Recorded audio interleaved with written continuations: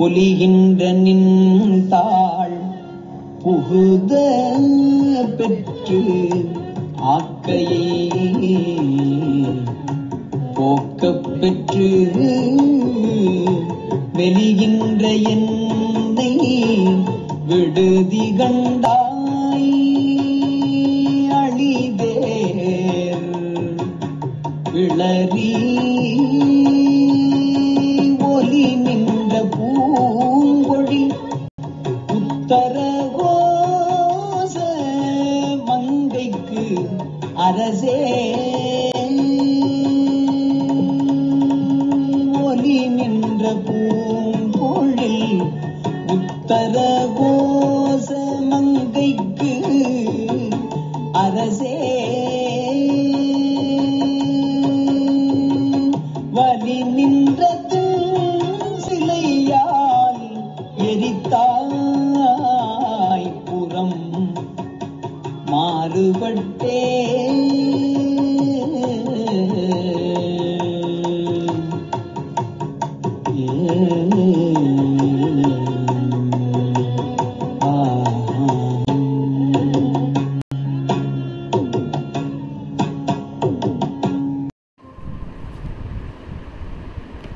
திருச்சிற்றம்பலம்.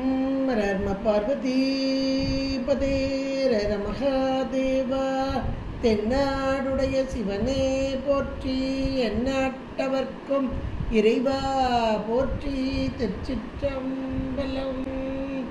ஒழியான திருமேனி உமிழ்தான மிகமேவும் கழியார வரும் யானை கடல் நாழோ மரவ மல்லழியாழு மல தூவும் அடியார்கள் உளமாற வழியாகும் அலிதாய வினை கூட நினையவே.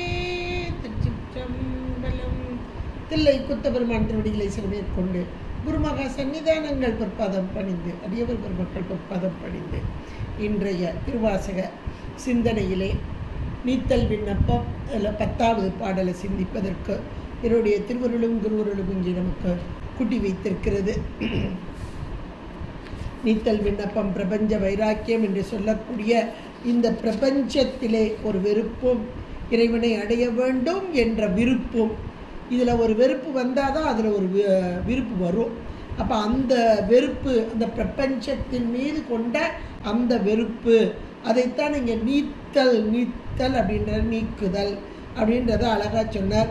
அதில் 9வது பாடலில் ரொம்ப அழகாக சொன்னார். இருதலை கொள்ளியினுள் எறும்பு உள் எறும்பு ஒத்து நினை பிரிந்த விரி தலையேனை விடுதி கண்டாய் வியன் மூவுலகுக்கு ஒரு தலைவா மண்ணும் உத்தரகோச மங்கைக்கு அரசே ஒரு தலை மூவிலை வேல் வலன் ஏந்தி பொலிப்பவனே என்பதாக அந்த பொலிதல் அப்படின்றதோட அங்கே இறுதி சொல்லாக வந்தது பொலிதல் என்பது. இப்போ இந்த 10வது பாடலில் அதுவே இங்கே துவக்கமாக அந்தாதி பாடலாக அமைந்துள்ளது. அப்போ இங்கே ஆதியாக அது வந்துள்ளது. பொலிகின்ற நின் தாள் புகுத பெற்று ஆக்கையை போக்க பெற்று மெலிகின்ற என்னை விடுதி கண்டாய் அழி தேர் விளரி ஒலி நின்ற பூம்பொழில் உத்தரகோச மங்கைக்கு அரசே வலி நின்ற நின் தின் சிலையால் எரித்தாய் புறம் மாறுபட்டே. பொலிகின்ற பொலிதல், பொலிதல்னா நன்றாக விளங்கி தோன்றக்கூடிய அழகாக பொலிவாக இருக்கு அப்படின்னு சொல்லுவோம் இல்லையா. இதை எதை சொல்கிறார் என்றால் பொலிகின்ற நின் தாள், இறைவன் எம்பெருமானுடைய திருவடி, அவருடைய தாள் நின் தாள் அது எப்படி இருக்குதாம், பொலிகின்றதாக இருக்கிறதா. பொலிகின்ற என்ற சொல்லில் விகுதி பாருங்க, கின்ற அப்படின்னு இருக்கு. கிரு கின்ற ஆனின்ற இது மூணுமே நிகழ்காலத்துக்குரிய விகுதி சொல்லாக வரும். அப்ப இந்த இடத்துல பொலிகின்ற என்ற மாத்திரத்தில் நிகழ்காலமாக சொல்றார். இவருக்கு திருவடி பேரு திருவடி தீட்சை கிடைத்தது எப்போ? அங்க திருப்பெருந்துறையில மணிக்கவாசக பெருந்தகர் அமைச்சராக இருந்த காலத்தில் குதிரை வாங்குவதற்காக சென்ற போது இறைவன் எம்பெருமான் குருந்த மரத்தின் கீழாக இருந்து அந்தன வடிவு கொண்டு வந்து மானுட சட்டை தாங்கி வந்து இவரை ஆட்கொண்டது. அப்ப அந்த இடத்திலேயே அவருக்கு திருவடி தீட்சை, நயன தீட்சை, திருவடி தீட்சை, உபதேச தீட்சை, இது எல்லாமே கொடுத்துட்டார் சுவாமி. அப்ப அந்த திருவடி தீட்சையை நினைக்கிறார். எப்படி நினைக்கிறாரா? அன்றைக்கு அவருக்கு திருவடி தீட்சை கிடைச்சது. அப்ப அந்த திருவடி, அப்ப அந்த திருவடியை இப்போ நினைக்கிறார். எங்க? உத்தரகோசமங்கையில வந்து நினைக்கிறார். சில காலம் கழிந்தது. இவர் வந்து மதுரைக்கு வந்து அதுக்கப்புறம் மதுரை மன்னன் பாண்டிய மன்னனோட நிறைய அற்புதங்கள் இதெல்லாம் நிகழ்ந்து அதுக்கப்புறம் இவர் மீண்டு வரும்போது திரும்ப உத்தரகோசமங்கைக்கு வரும்போது இந்த பதிகம்லாம் பாடப்பட்டது அப்படின்றது வரலாறாக அமைந்துள்ளது. அப்ப இடைப்பட்ட காலம்.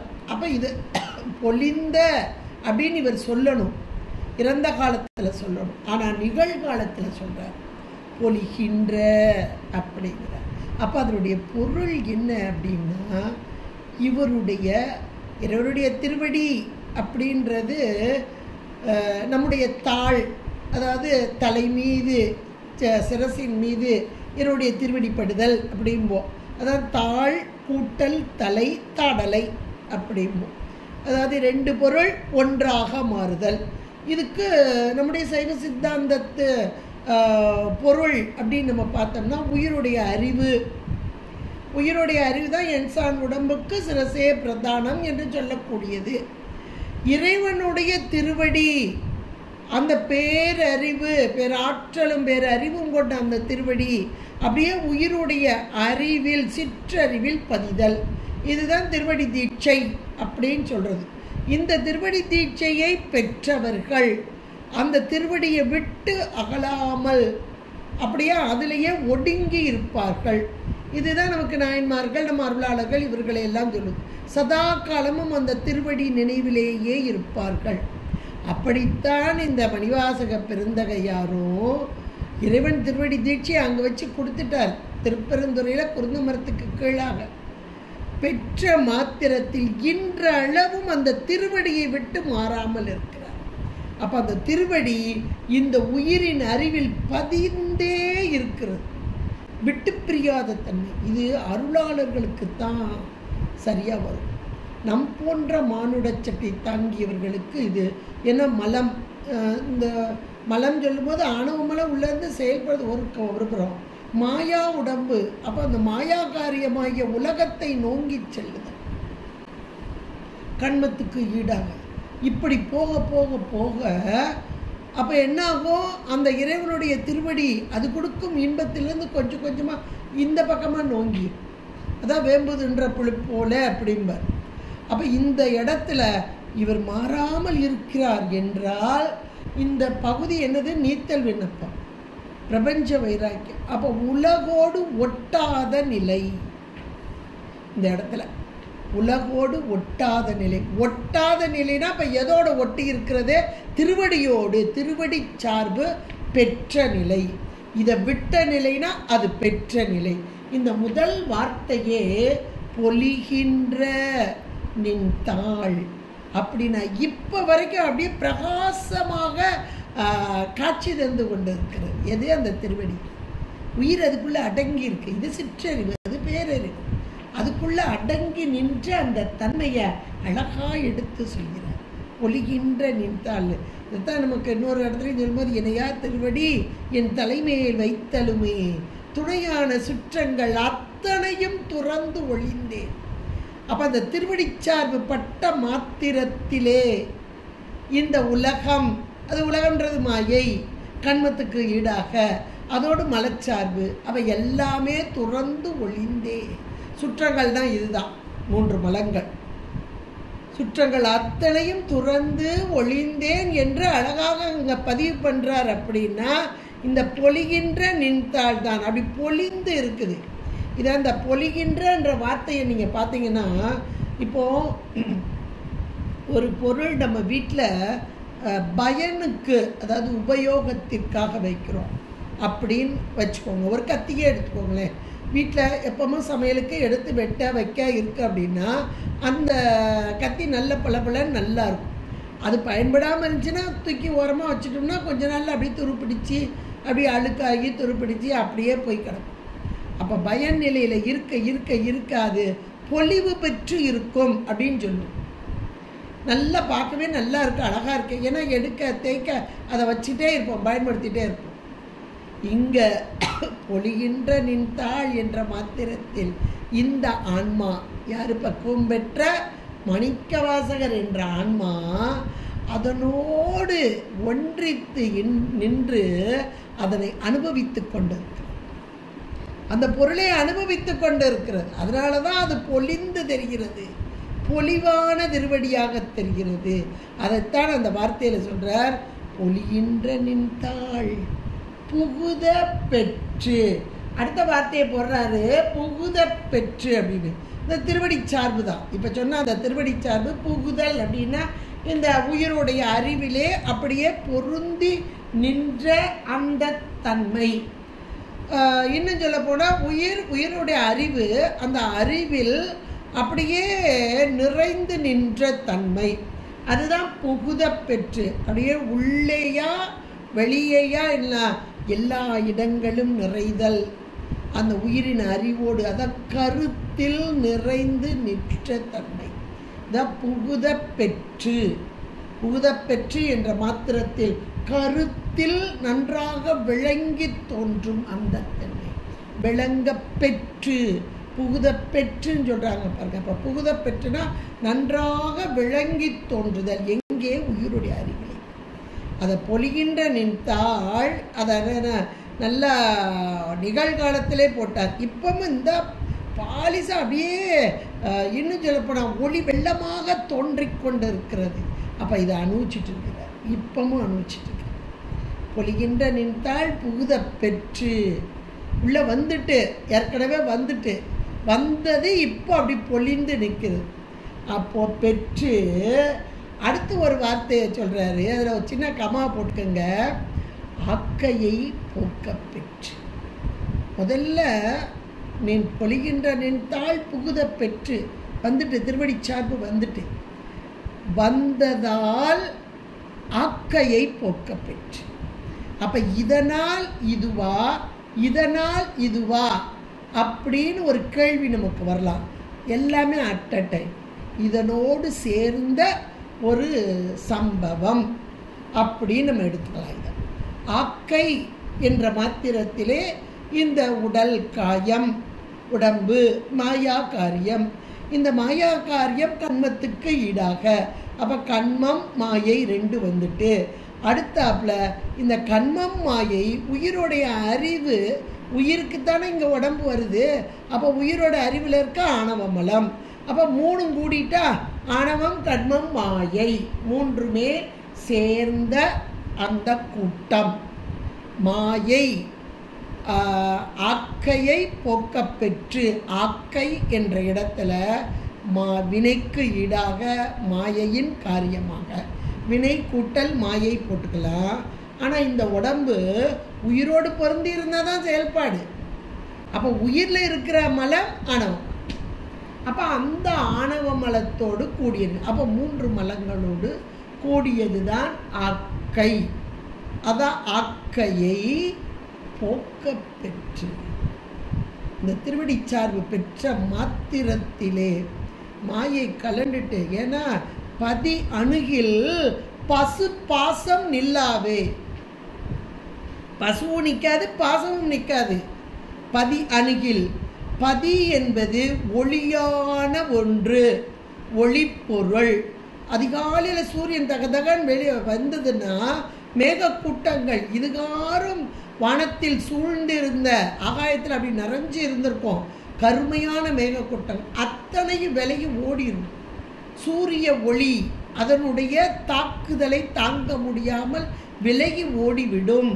அப்போ இருள் அடங்க பெற்ற நிலை, ஒளி வந்ததால் இருள் அடங்கியது, இருள் நீங்கியதால் ஒளி வந்தது என்றால் ஒளி வந்த மாத்திரத்திலே இருள் நீங்கியது. இதைத்தான் இங்கே அழகா சொல்றார். பொலிகின்ற நின்றால் புகுத பெற்று, உடைய திருவடிச்சார் பெற்றதனால் இந்த மாயா காரியம் வினைக்கு ஈடாக வந்த ஆக்கையை போக்க பெற்று. இப்போ இந்த 2 காரியத்தை சொல்லிட்டார். 2 காரியம்தான். எது?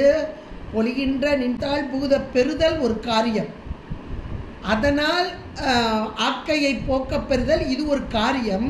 ஆனால் இந்த 2வது வந்த ஆக்கையை போக்க பெறுதல் என்ற காரியத்திற்கு காரணம் இந்த பொலிகின்ற நின்றால் புகுத பெறுதல் ஒரு பக்கம். ஆனால் 2 காரியமாக இருந்தாலும் இது காரண காரியமாக இங்கே சொல்லிட்டார். அது காரணம், இது காரியம். ஆக்கையை போக்க பெற்று. இப்போ இந்த 2 காரணத்தினால் இது 2மே என்னது? ஒன்று புகுத பெறுதல், இன்னொன்று போக்க பெறுதல். 2 வார்த்தை நீங்கள் கொஞ்சம் மீண்டும் மீண்டும் சிந்திச்சு பாருங்க. புகுத பெறுதல் ஒன்று, உள்ளே வர்றது ஒன்று, வெளியே போகிறது ஒன்று. அப்போ உள்ளே வருதல் ஒளியும் வெளியே போதல் இருளும் வச்சுக்கிடுவோம். அப்போ 2மே பெற்றுங்கிறார். புகுத பெறுதல் ஒன்று, போக்க பெறுதல் ஒன்று. 2 காரியம். இந்த 2 காரியம் காரணமாகி, இது 2மே காரியம்தான் பார்த்தோம். ஆனால் இந்த 2 காரியமுமே காரணமாகி அதன் காரியமாக வருகிறது என்ன அப்படின்னா மெலிகின்ற. அந்த அருமையான வார்த்தை மெலிகின்ற, அதை அண்டர்லைன் பண்ணிக்கோங்க. முதல்ல பொலிந்து நின்ற தன்மை, இங்கே மெலிந்து நின்ற தன்மை. இதெல்லாம் முரண் தொடை. நீங்கள் இதில் அவ்வளவு இலக்கணம் கொட்டி கொட்டி கிடக்கு இந்த பாடலில். இந்த இலக்கணத்தோடு படிச்சிங்கன்னா அப்படியே ருசித்து ரசித்து அனுபவிக்கலாம். எந்த ஒரு பொருளுமே ருசிக்கணும், ரசிக்கணும், அனுபவிக்கணும். அதுதான் உயிர்களாகிய நம்முடைய தன்மை. அந்த ருசியும் ரசிக்கிறது இந்த பாடலில் கொடுத்துக்கிறார். முதல்ல பொலிகின்ற கொடுத்தார், இங்கே மெலிகின்ற கொடுத்தார். முரண் தொடையாக்கினார். அது காரியமாக இருந்தபோதும் இங்கே காரணமாக்கினார், இதை காரியமாக்கினார். அப்போ மெலிதல், மெலிகின்ற எண்ணெய் அப்படின்னு போட்டார். மெலிகின்ற எண்ணெய். அப்போ மெலிதல் என்றால் இங்கே எண்ணெய் அப்படின்னா உயிர்னு வச்சுக்கலாம். அந்த இடத்துல பசுக்களாகிய ஆன்மாக்களாகிய நாம தான். இந்த மாணிக்க வாசகர் என்ற பசு ஆன்மா அப்படின்னு நீங்கள் எடுத்துக்கிட்டோம்னா எண்ணெய் அப்படின்னு மாணிக்க வாசகர் சொல்கிறார். அது மெலிகின்றங்கிறார். மெலிதல் அப்படின்னா நமக்கு தெரிஞ்ச மெலிதல்னால் உடம்பு என்ன மாதிரி தளர்ந்தது, இப்படி மெலித்து எப்படி போயிட்டீங்க அப்படின்னு நம்ம சொல்லுவோம். இவர் எதை சொல்கிறார்? உடம்பையா சொல்கிறார். உடம்பை தான் அப்போதையே போகப்பட்டுட்டார். அப்போ இவர் சொல்லும் மெலிதல் எங்கே இருக்கிறது? உயிரில் இருக்கிறது. உயிரில் இருக்கும் அந்த அறியாமை மெலிகின்ற, அறியாமை நீங்குதல். எண்ணெய்ன்னு போட்டார். எண்ணெய்னா பசு. இந்த பசுவுடைய உயிரில் இருக்கக்கூடிய அறியாமை நீங்குதல். நீங்குதல் தான் மெலிகின்ற. இதுக்கு பேர் மலம் பரிபாகம் அடைதல். அடங்குதல், ஒடுங்குதல், மெலிதல், இவ்வளவுதான். அப்போ முதலே சொன்ன அந்த இருள் நீங்குதல் என்பது கிடையாது. ஒளிக்கும் இருளுக்கும் இடம் ஒன்றே, ஒன்று மேலிடில் ஒன்று ஒளிக்கும் அப்படின்னார். ஒளிக்கும்னா என்ன பொருள்னா நீங்கி அந்த இடத்தை விட்டு போகிறது இல்லை, அடங்கி நிற்றல். இதுதான் நமக்கு நடராஜ பெருமானுடைய தத்துவம் ரொம்ப அழகாக சொல்லுது. அவருடைய திருவுருவத்தை பார்த்தீங்கன்னா தார்காவனத்து ரிஷிகள் அவர்கள் அந்த வேள்வியை செய்த போது அதிலிருந்து புறப்பட்ட ஒவ்வொரு பொருளையாக எடுத்து கையில் வைப்பார். கடைசியாக அவர்களுடைய சக்தி அனைத்தையும் இட்டு மந்திரத்தை ஓதி அபிஷார ஹோமம் வளர்க்குறாங்க. ஓதிய போது அவர்களுடைய ஆணவமெல்லாம் ஒன்று திரண்டு வெளிவந்தது முயலகன் என்ற அந்த ஒரு குரலை பூதமாக முயலகன். அந்த முயலகனை தன்னுடைய காலின் கீழாக அழுத்தி நின்றார். வலது காலுக்கு கீழே அழுத்தி வச்சிருப்பார். அப்போ அந்த இருடைய திருவடி என்பது ஒளியான திருவடி. இந்த ஆணவமலம் என்பது இருளான ஒன்று. இது அழுத்திய மாத்திரத்தில் இருள் அழுந்தியது, ஆணவமலம் அவர்களுக்கு நீங்கியது. அதனால் உண்மையை புரிந்தார். இதுதான் தர்கமண ரிஷிகளுடைய புராணமும் அதுதான். இப்போ அதைத்தான் இங்கே அழகாக சொல்கிறார், மெலிகின்ற எண்ணெய். அப்போ உயிருடைய அறிவில் இருக்கக்கூடிய அந்த ஆணவமலம் தேய்ந்து ஒடுங்கி, அது வலி ஒடுங்கி நிற்றல் என்பது அப்படியே அது செயல்பாடே கிடையாது. செயல்படும் போது தானே நமக்கு இந்த உடம்போடு கூடி விடைகளை மீண்டும் மீண்டும் மீண்டும் கூட்டிக்கிட்டே போகிறது, பெருக்கிக்கிட்டே, கூட்டுறது கூட கிடையாது, பெருக்கிக்கிட்டே போகிறது. இப்போ இந்த இடத்துல மெலிஞ்சிட்டு அப்படின்னா அது செயல்பாட்டுக்கு வராது. அதை மெலிகின்ற எண்ணெய் என்ற மாத்திரத்தில் இந்த இடத்துல தேய்ந்து நின்ற அந்த தன்மை, இன்னும் சொல்லப்போனால் மலம் பரிபாகப்பட்ட தன்மை. இந்த மெலிகின்ற எண்ணெய் அப்படின்ற அந்த ஒரு வார்த்தையை நீங்கள் எடுத்துக்கிட்டிங்கன்னா உயிருடைய அறிவில் இருக்கக்கூடிய ஆணவ மலம் மட்டுமல்ல, இன்னொன்று இருக்குது, பசுபோதம். பசுபோதம், பசுஞானம், பாசஞானம், பதிஞானம், 3 ஞானத்தில் பதிஞானம் மேலோங்கி நிற்க வேண்டும் என்றால் பசுஞானமும் பாசஞானமும் ஒடுங்க வேண்டும். ரெண்டுமே ஒடுங்கணும். ஒன்று ஒடுங்கினா கூட நமக்கு பதியோடைய ஞானம் வெளிப்பட்டு தோன்றாது. இன்னும் இதை அப்படியே திருப்பி பார்த்தீங்கன்னா பதிஞானம் மேலிட்டு விட்டால் பசுபோதமும் அடங்கிவிடும். அப்போ நான் என்ற தன்முனைப்பு அதுவும் அடங்கி இங்கே பாசஞானமும் அடங்கி, அதுதான் மெலிகின்ற அடங்குதல், அதுதான் மெலிகின்ற தேய்ந்து நின்ற அந்த தன்மை, மெலிகின்ற எண்ணெய். அப்போ இப்படி ஒரு பரிபக்குவம் அடைந்த நிலையிலேயோ என்னை விடுதிகண்டாய், என்னை விட்டுட்டு போகலாமா? இது ஒரு ஆதங்கமாக மனதின் அந்த எண்ணங்கள் அவருக்கு ஆதங்கமாக வருது. என்னை விட்டுட்டு போகலாமா, நீ விட மாட்டாய் என்பது தான் அங்கே பொருள். இப்போ அப்போ எதுக்கு விட்டுருக்காரு அவருக்கு தெரியாதா? தெரியும். நம் போன்ற உயிர்கள் இங்கே மீண்டு வர வேண்டும். இந்த பவக்கடல் அதிலிருந்து மீண்டு நம்ம வரணும். அதுக்காக நூல் தரணும். அதுக்கு தானே இங்கே வச்சிருக்கிறார் இவர் தன்னுடைய ஆற்றாமையை நம் பொருட்டாக இங்கே வார்த்தைகளாக்கி சொல்லாக்கி கொடுக்கிறார். அவருடைய அனுபவமும் நாம் மீண்டு வர வேண்டும் என்பதற்கும் அருமையான உபதேச சொல்லாக்கி, நித்தல் விண்ணப்பம்லாம் அத்தனையுமே உபதேச மந்திரம் என்று கூட சொல்லலாம். இதிலிருந்து நாம் மீள வேண்டும் என்பதற்காக சொல்லப்பட்ட வார்த்தைகள். என்னை விடுதி கண்டாய் அப்படின்னு சொல்லிட்டார். சின்ன அப்போ சாமி எப்படிப்பட்டவர், இந்த தலம் எப்படிப்பட்டது, இங்கே இருக்கக்கூடிய அவரை உத்தரவாசமங்கையில் இருக்கிறார், இங்கே இருக்கக்கூடிய இறைவன் எப்படிப்பட்டவர், அந்த தலம் எப்படிப்பட்டது, அதையெல்லாம் சொல்லணும் இல்லையா? அதுக்கு தான் அடுத்த 2 வரி சொல்கிறாரு. அழித்தேர் விழறி ஒளி நின்ற பூம்பொழில் உத்தரகோசமங்கை, அதுக்கு உள்ள அரசே அப்படிங்கிறார். அப்போ இந்த தலத்துடைய பெருமை சொல்லப்படுகிறது.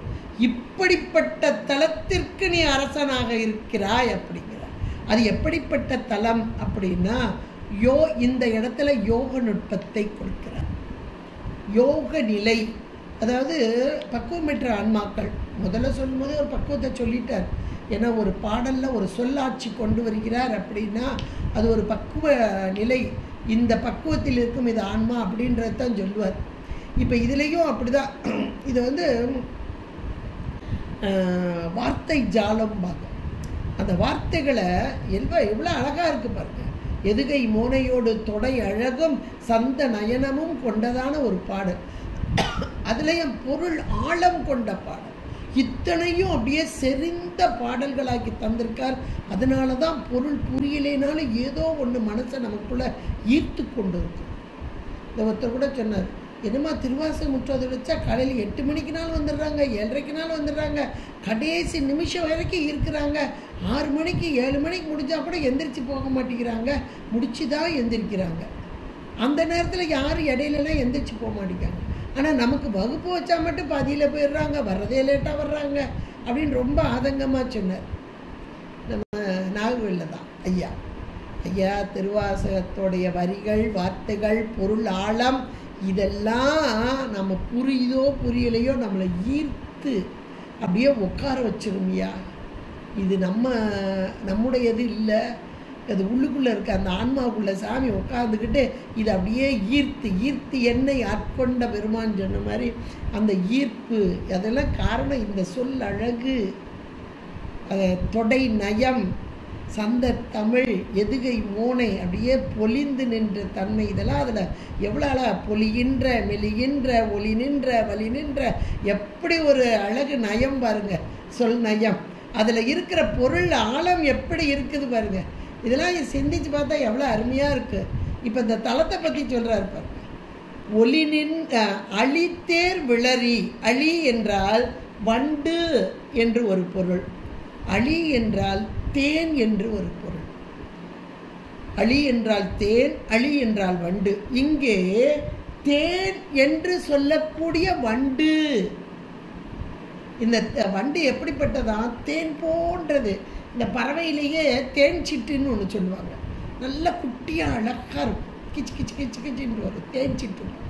அது மாதிரி வண்டுகளில் ஒரு வகை இந்த தேன் வண்டு என்று சொல்வது. இந்த தேன் வண்டுகள் ரீங்காரம் பண்ணிக்கொண்டே வரும். அந்த ரீங்காரம் எப்படி இருக்குமோ பண் இசையை ஒத்ததாக இருக்குமோ. அது என்ன பண் அப்படின்னா விளரிப்பண். இது பண் வகையில் ஒன்று. ரொம்ப இனிமையான விளரிப்பண்ணை ரீங்காரம் செய்து கொண்டே வரும் அந்த தேன் வண்டுக்கள் நிறைந்து இருக்கக்கூடிய, அதான் அழித்தேர் விளரி. நல்ல அதுவும் தேர்னா தேர்ந்து பாடுதான். அந்த விளரி பண்ணலையும் தேர்ந்து பாடுதான். இன்னும் சொல்ல போனால் தேர்ச்சி பெற்று பாடுதான். இந்த வண்டுகள் தேர்ச்சி பெற்று, ஏன்னா பன்னிசையில் தேர்ச்சி பெற்றவங்க பாடுனா பாருங்க, அப்படி கேட்டுக்கிட்டே இருக்கலாம், அவ்வளவு இனிமையாக இருக்கும். விளரி பண் என்பதே ரொம்ப நல்லா இருக்குமா. அதில் தேர்ச்சி பெற்று பாடக்கூடிய வண்டுகள் நிறைஞ்சி இருக்குதா இந்த இடத்துல. அப்போ என்ன பொருள்? சரியை முடித்து கிரியை முடித்து யோக நுட்பத்தில் தேர்ந்தவர்கள், அந்த யோக நிலைக்கு வந்தவர்கள் எவ்வளவு ஒரு பக்குவிகளாக இருப்பார்கள். இறைவனோடு ஒன்றித்த நிலையில் இருப்பார்கள். சதா காலமும் இறைவனை நினைந்து கொண்டிருப்பார். அதை போன்ற இந்த தேன் வண்டுகள், இந்த தேன் வண்டுகள் ஆகுபெயராகி யாருக்கு வருகிறது? அடியார்கள். எப்படிப்பட்ட அடியார்கள் இங்கே நிறைந்திருக்கிறார்கள் என்றால் யோக நுட்பம் நிறைந்த அடியார்கள் நிறைந்திருக்கும் இந்த பகுதி. ஒரு இடத்துல இவங்க அதிகமாக இருக்கிறாங்க அப்படின்னா அந்த தலத்தின் பெருமை நமக்கு தெரியும். இந்த அருணகிரி பெருமான் நமக்கு கந்தர் அலங்காரம் சொல்லும் போதே அண்ணாமலையாருடைய அண்ணாமலை அந்த தலத்தோடைய பெருமை. ஏன்னா நாடு, நாட்டின் சிறப்பு, நகர சிறப்பு, ஊர் சிறப்பு இதெல்லாம் சொல்லி சொல்லி தான் நூலுக்குள்ளே வரணும். அப்போ அந்த அண்ணாமலையை சொல்லும்போது அடல் அருணைம்பர். அடல் ஒரே ஒரு வார்த்தை போட்டு முடிச்சிட்டார். இந்த திருவண்ணாமலைக்குரிய பெருமை அடல். அடல்னா வலிமை. அப்போ அந்த இடத்துல வலிமை என்பது எதை குறிக்கிறது என்றால் அடல், வலிமை நிறைந்தவர்கள் வாழும் அண்ணாமலை, அதான் அடல் அருணைன்றது பொருள். வலிமை என்றால் உடல் வலிமை உடைய போர் வீரர்களை கொண்ட அரசனா, அல்லது தோல் வலி நிறைந்ததான முகந்த வீரம் கொண்ட அரசனா?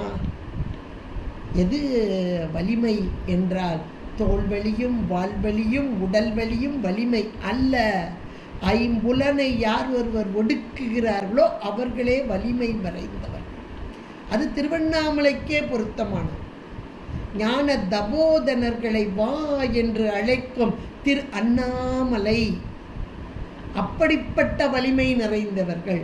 அதை போல இங்கே உத்தரகோசமங்கை என்ற இந்த தலம் நிறைந்து இருக்கிறதாம். எப்படி தேர்ந்தவர்கள், எப்படி தேர்ந்தவர்கள்? இந்த தேன் வண்டு இருக்கிறதே, அது ஒரு விளரிப்பண் பாடிக்கொண்டு வருகிறதே, அது தேர்ந்து பாடிக்கொண்டு வருகிறதே, அது போல அந்த ஒலியை எழுப்பிக் கொண்டு, அதான் ஒலி நின்ற, ஒலி நிற்குது அந்த இடத்துல. ஒலி ஒலித்து கொண்டு இருக்குன்னு சொல்லலை, ஒலி நின்ற. அந்த வார்த்தைகள் எல்லாம் ஹைலைட்டான வார்த்தை. ஏன் நின்ற அப்படின்னார்? சப்தம். இந்த இடத்துல ஒலி என்பது சப்தம்.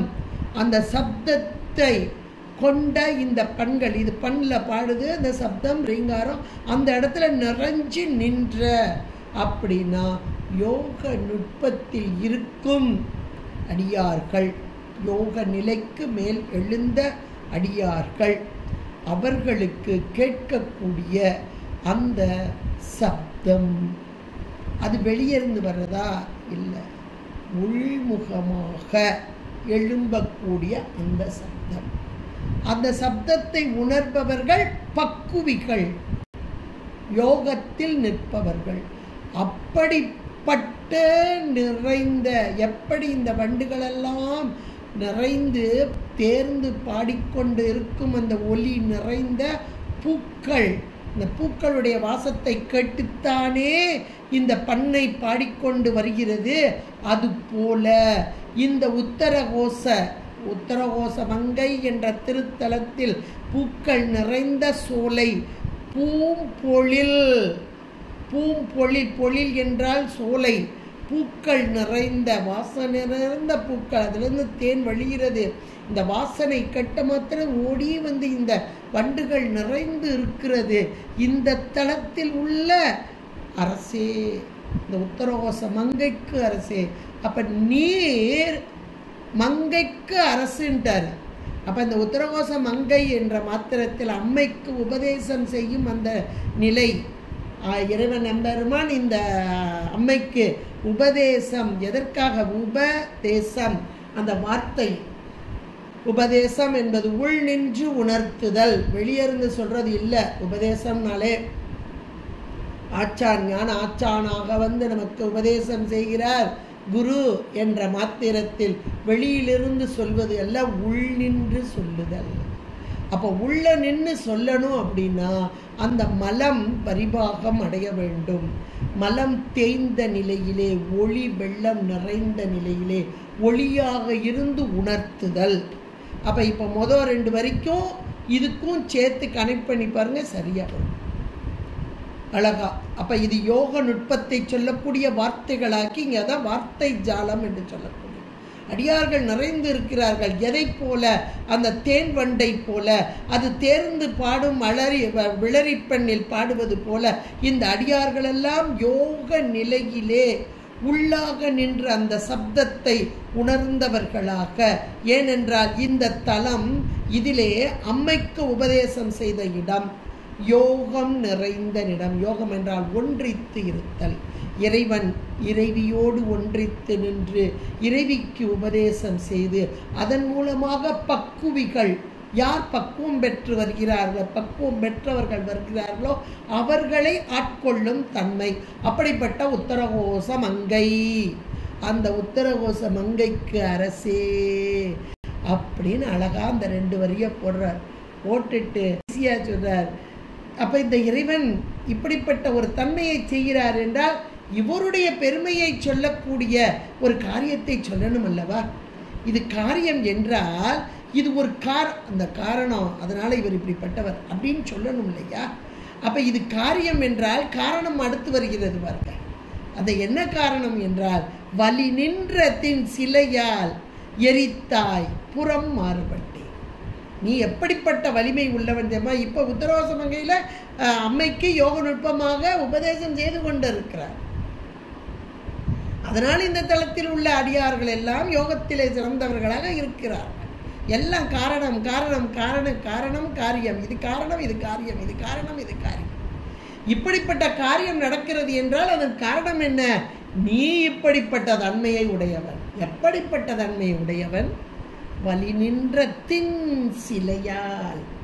தின் சிலை, சிலை என்றால் வில், தின் என்றால் வலிமை, அதுவும் வலி நின்ற தின் சிலை, மேலான வலிமை உடைய அந்த தின் சிலையால் எரித்தாய்.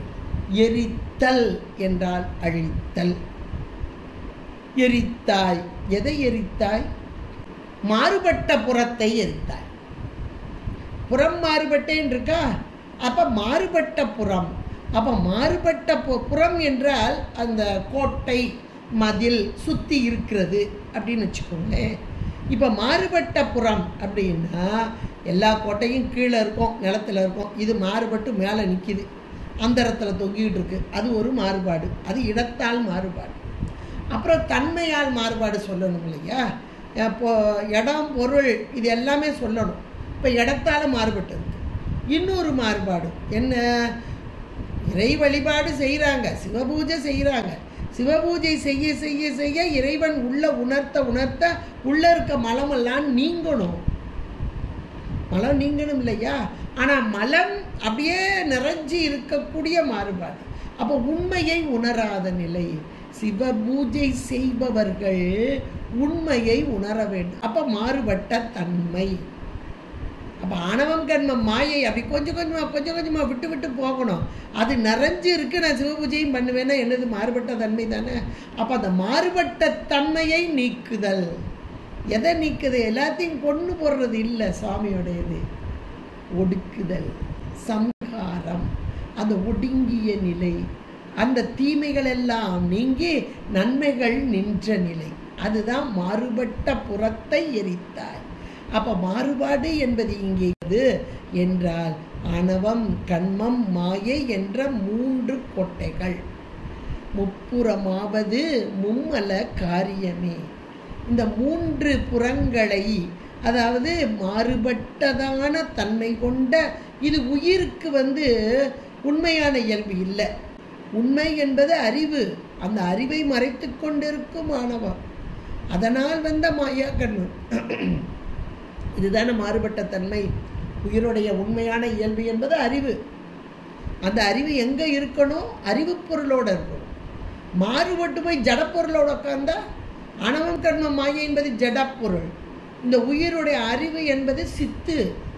அந்த சித்து பொருள் இங்கே மாறுபட்டு ஜடப்பொருளோடு கூட்டணி போட்டிருக்கு.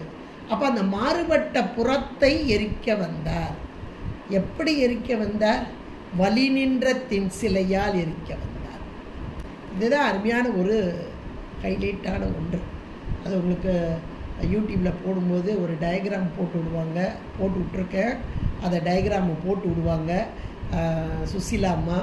நீங்கள் டயக்ராமை பார்த்துட்டு வீட்டில் எங்கேயாவது ஒரு இடத்துல உங்கள் கண்ணு படுற இடத்துல அந்த டயக்ராமை வரைஞ்சி வச்சுக்கோங்க. ஒவ்வொரு நாள் கூட சொல்ல மாட்டேன், ஒவ்வொரு மணி நேரமும் அதை பாருங்கள். அந்த டயக்ராமை பாருங்கள். அந்த டயக்ராம், அந்த படம் உணர்த்தும் பொருள் என்ன அப்படின்றத நல்லா ஒரு பக்கத்துக்கு எழுதி கொண்டு வந்து என்கிட்ட சப்மிட் பண்ணுங்கள். அப்போ நீங்கள் எந்த அளவுக்கு நீங்கள் இந்த பாடத்தை உள் வாங்கியிருக்கீங்க அப்படின்னு அடியேன்னு புரிஞ்சுக்கிடுவேன். நான் வேற என்ன சொல்லலை, நீங்கள் இவ்வளோ புரிஞ்சிருக்காங்க பரவாயில்ல, சரி சாமி அடுத்தாப்பில் கொண்டு வருவார் அப்படின்னு விட்டுருவேன். ஓகே, நீங்கள் தெரிஞ்சுக்கங்க. ஆனால் இதெல்லாம் தெரியணும், கண்டிப்பாக தெரியணும். ஏன்னா சும்மா இவர் வழி நின்ற தென்சிலையால் எரித்தார் அப்படின்னா மேருமலையை வில்லாக்குனாரு, திருமாலே அம்பா வந்தார், வாயுவே இங்கே பின்புறமாக வந்தது, அக்னியே முன்புறமாக வந்தது, இப்படியெல்லாம் இருக்குது. அது உண்மைதான். அங்கேயும் நான் போட்டிருப்பேன், அந்த படத்துலேயே டயக்ராமில் போட்டிருப்பேன். அதெல்லாம் பாருங்க. இது என்ன, எதை குறிக்கிறது? ஏதோ மேருமலை எங்கேயோ ஒன்று இருக்குது, அதை போட்டு வளைச்சாரு. மலையை வளைக்க முடியுமா? எது யாரால் செய்ய முடியாதோ அதை சாமி ஈஸியாக செஞ்சிருவார். அது ஒரு பக்கம் இருக்குது. ஆனால் அது என்ன, அதனுடைய தத்துவம் தான் என்ன அப்படின்றத நம்ம புரிஞ்சுக்கிடணும் இல்லையா? எங்கேயோ போய் மலையை வரைச்சி அவர் இதாக்கி வில்லாக்கி, சிலைனா வில்லாக்குறது ஆக்கி எரிச்சாரு, 3 புறங்களை எரிச்சாருன்றது எங்கேயோ நடக்கலை. அன்றாடம் நமக்குள்ளே நடந்து கொண்டிருக்கும் ஒரு செயல் இது. அன்றாடம் கூட சொல்ல முடியாது, அப்பப்போ நொடி பொழுதுல நடந்து கொண்டே இருக்கும் ஒரு செயல் அப்படின்னு தான் இதை சொல்லணும். ஏன்னா இறைவனை நாம் நினைக்க இன்னொரு ப்ராசஸ் உள்ள ஓடிக்கிட்டு இருக்கு. அது எதில்? இப்போ உடம்பு மூலமாக தான் நம்ம இறைவனை நினைக்கிறோம். உடம்பு மூலமாக தான். உடம்பை வளர்த்தேன் உயிர் வளர்த்தேன்னா இந்த உடம்பு மூலமாக மனம் வாக்கு காயம் 3னாலும் இறை வழிபாடு செய்ய செய்ய செய்ய உயிர் என்ற ஒன்று பக்குவமாக்கிட்டு இருக்கு. இதை நீங்கள் சாதாரணமாக ஒரு எக்ஸாம்பிள் வச்சு பார்த்தீங்கன்னா, அடுப்பு எரியுது, சில நேரங்களில் அடுப்பு எரியிற கூட தெரியாது, ஆனால் உள்ளே சூடு வந்துக்கிட்டே. நீங்கள் இந்த லேட்டஸ்ட் டெக்னாலஜியில் எவ்வளோ கண்டுபிடிச்சிட்டாங்க, எரிகிறதே தெரியாது. மேலே பாத்திரத்தை மட்டும் வச்சா போதும், உள்ளே அது பாடு எரியும், மேலே கொதித்து அப்புறம் முடிஞ்சிடும், சாதம் வெந்துடும் அப்படிங்கிறது. அப்போ வெளியே எரியுது. வெளியே எரிகிறதுனால அக்னி, அந்த நெருப்பு வெப்பம், அந்த வெப்பத்தினால அந்த பாத்திரத்துக்குள்ள போட்ட சோறு வெந்து பக்குவமாகி நிற்கிது. இதுதானே நம்ம சாதாரணமாக பார்க்குற ப்ராசஸ். இதுதானே அது எந்த அடுப்பில் வச்சாலும் சரி, குக்கரில் வச்சாலும் சரி, பானையில் வச்சாலும் சரி, எதில் வச்சாலும் சரி தான். நமக்கு வேண்டியது கீழே அடுப்பு எரியுது, மேலே பானையில் அரிசி இருக்குது. அந்த அரிசி பக்குவ நிலைக்கு வந்து நாம் சாதமாக ஏற்றுக்கொள்கிற அளவுக்கு பக்குவமாக வந்துட்டு இவ்வளவு தான். இதே ப்ராசஸ் தான் இங்கே சாமி செய்கிறார். எப்படி செய்கிறாரு? வலி நின்ற தின் சிலையால் அப்படின்னு வந்திருக்கு. இப்போ வலி நின்ற வலிமை பொருந்தியதான அந்த மேரு மலையை வில்லாக்கி, சிலைனா வில்லாக்கி எரித்தல், புறம் மாறுபட்ட புறத்தை எரித்தல். அப்போ மாறுபட்டு நிற்பது என்பது உயிர், உயிரின் அறிவிலே இருக்கும் இருள், அந்த இருளினால் இங்கே கூட்டப்பட்ட மாயா கண்மம் ஒன்று. அப்போ மாறுபட்ட புறம். இது மூன்றையும் தென் சிலையால் எடுத்தானா உள்ளுக்குள்ளே செய்கிறது யாரு? உயிருடைய அறிவில் நின்று செய்கிறது யாரு? இப்போ செய்கிறது ஒரு ஆள் இருக்கு இல்லையா? கீழே அடுப்பு தெரியுதோ தெரியலையோ, இன்னைக்கு தெரியாமலே வச்சுருக்காங்க. இதே மாதிரி தெரியாமல் நின்று உள்ள செஞ்சுக்கிட்டு இருக்கார் இல்லையா ஒருத்தர், அதுதான் வலி நின்ற தென் சிலையால் எரித்தாய். அடுப்பு எரிகிறதே தெரியாது, ஆனால் உள்ள பக்குவம் நடந்து கொண்டே இருக்கிறது. சாமி இதே இதை அன்னைக்கே இதை சொல்லி வச்சுட்டாங்க. இன்னைக்கு இந்த டெக்னாலஜி வந்திருக்கு. அன்னைக்கே வெளியே தெரியாமல் உள்ளிருந்தே அடிக்கிற ஒரே ஆள் நம்மால் தான். உள்ளிருந்து பக்குவப்படுத்திட்டு இருக்கார். அப்போ உள் நின்ற பக்குவம் என்பது என்ன? அதுதான் அந்த படம், அந்த டயக்ராம். அதை பாருங்க.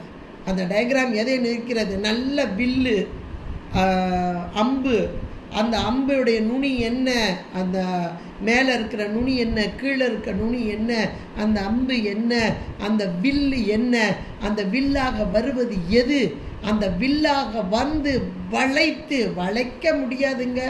நெஞ்ச கல்லும் நெகிழ்ந்து கனண்டு போயிருக்கிற கல், மலை மாதிரி இருக்கிற கல், மலையை கூட இடித்து தவிர்த்தரலாம். இந்த உயிருடைய தன்மை இருக்கே, அறிவு இருக்கே, அதை லேசில் வளைக்க முடியாது. நான் எதை செய்கிறேனோ அதைத்தான் செய்வேன். நீ சொல்லி நான் என்ன செய்கிறது கேட்குறது.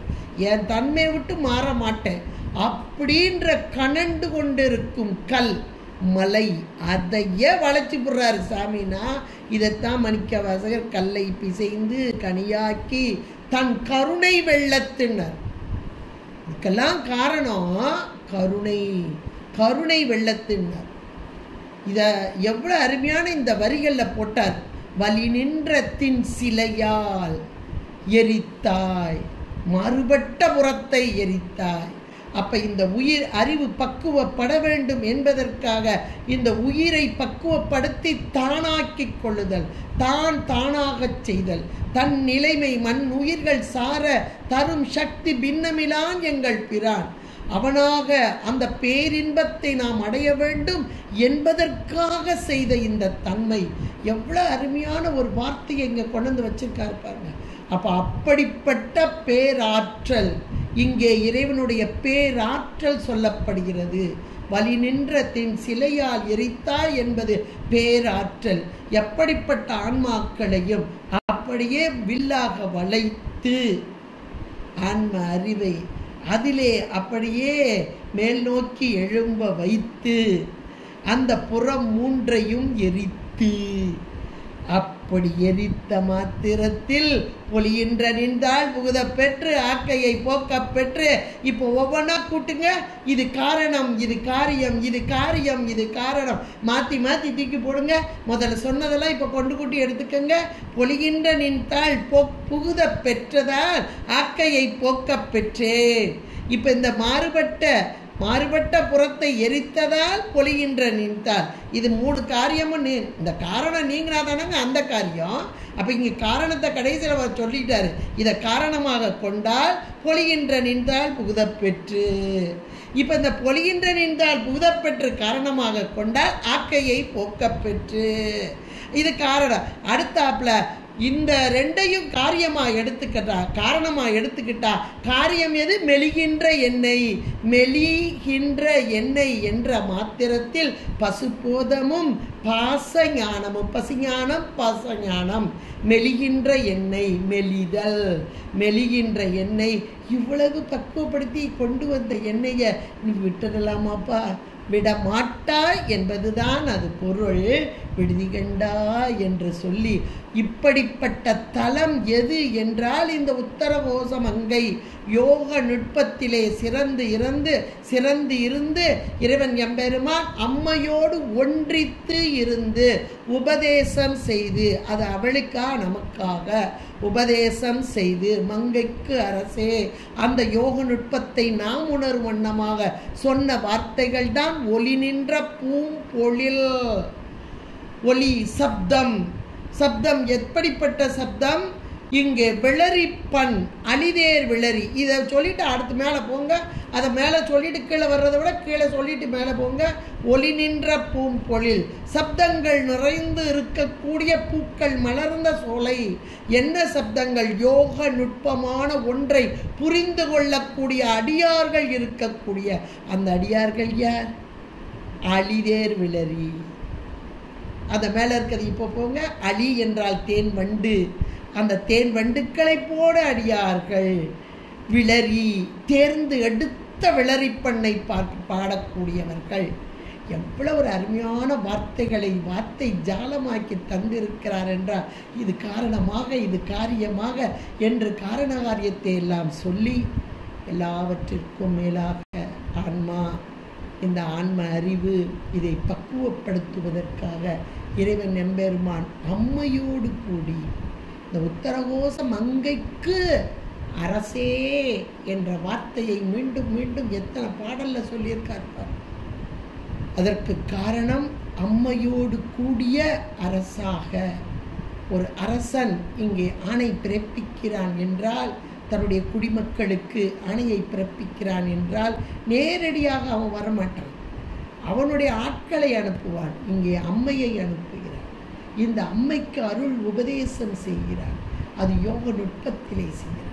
அப்படிப்பட்ட யோக நுட்பத்தை உணர்ந்த அடியார்கள் நிறைந்திருக்கும் உத்தரகோச மங்கை என்பதாக அருமையாக எடுத்து சொல்லப்பட்ட 10வது பாடல். பொலிகின்ற நின்றாள் புகுத பெற்று ஆக்கையை போக்க பெற்று மெலிகின்ற எண்ணெய் விடுதி கண்டாய்.